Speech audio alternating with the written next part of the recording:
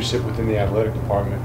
It's a working environment unlike anything I've ever been around, and we are trusted and expected to perform at a high level without being micromanaged. And for me and my personality and the way I like to coach my players, it's a perfect fit.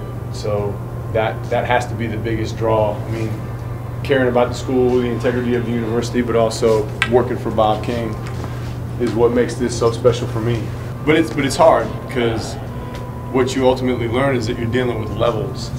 Like, certain players are going to have a different capacity for mental toughness, mental strategy, all that stuff. Coaching too, like you on your staff may be able to, you know, get super cerebral with things where your staff isn't quite ready for that. So you have to try to train to the level of the people around you.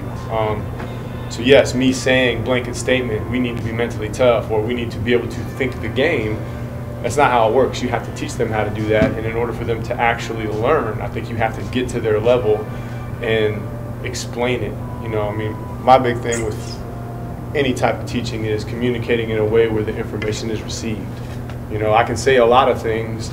What percentage of what I'm saying are they actually hearing and retaining? That's the question. So that's where, you know, all of those things that make for really good book covers don't always just make sense unless you get in the weeds with it, you know what I mean? How important to you is the respect of, like, a colleague, another coach? Does that mean maybe something more than just your everyday person, just because they understand the challenges? Yeah, I think there's a lot of layers to relationships amongst coaches. At the end of the day, everyone's competitive. You know, if one program's having a lot of success and another program's going through some things, I mean, it's an area where they can support you, but you can also support them. Yes, the answer is yes for me, absolutely. I want the coaches that know who I am and work with me on a daily basis, I want them to respect what we're doing and how we're doing it. But mostly I want to make them proud. You know, I want to make them proud of the way we're representing this university that we all kind of work for, and you know, it's a big deal to me. And I pay attention to it, man. I do. I pay attention to all the sports and how they're doing and what their, you know, current situation is like. And if there's ways that our program can support them, we try to do it. But I mean, I think that's the foundation of a really successful department, is when all of the coaches really care about the successes and even the failures of their counterparts. So it's important, man. I think anyone that said they didn't care what their peers thought of them would be lying. So I do, for sure. Is there something you haven't accomplished yet in your coaching career that you want to accomplish? I was lucky. You get the ball.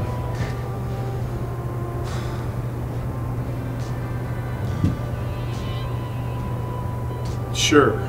You know, I mean, sure. There's right. Things that you like to do, but at the same time, like, I really try to just focus on the team that I have at the moment in the season that we're having, in each practice and each game. And you know, the outcome of all of that work will be what it will be.